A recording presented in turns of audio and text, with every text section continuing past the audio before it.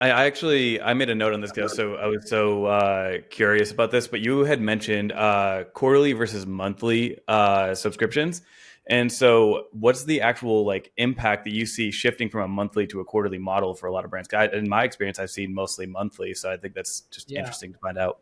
Yeah, it's like a newer, I would say some of the more sophisticated subscription brands have been doing this for a little while and seen really good results with that. And we definitely encourage, if you think about it, like if we just like zoom out, we're thinking about it through the lens of it's kind of like a buy more, save more, right? Like a bundling builder where instead of buying one unit, which is monthly, you're buying 3 units, right? And so you as a brand, if you're shipping all 3 of those units at the same time, you can afford, because you're not shipping 3 individual packages, you can afford to offer more margin, right? You can Makes offer a sense. bigger discount.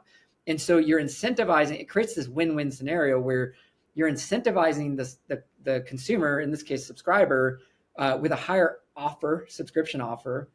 Uh, and you're able to do that. Like we do a margin analysis. We actually help brands. We have a worksheet where we show examples of different experiences that work really well in this space, and then we have a worksheet that basically you put in your price, you put in the discounts, and then it spits out, and then you put in your cogs, and it spits out kind of all the margin. And even if you offer a steeper discount, oftentimes you're still able to do it and have the margin work because you're basically locking in the AOV, the LTV up front, and you're able to share a little bit of that benefit with the customer. And so a lot of brands are moving in that direction. And for the reasons I said earlier, it's like you're not getting this 2 week window where they can actually try the product before they get that reminder. Now they have 2.5 months, right?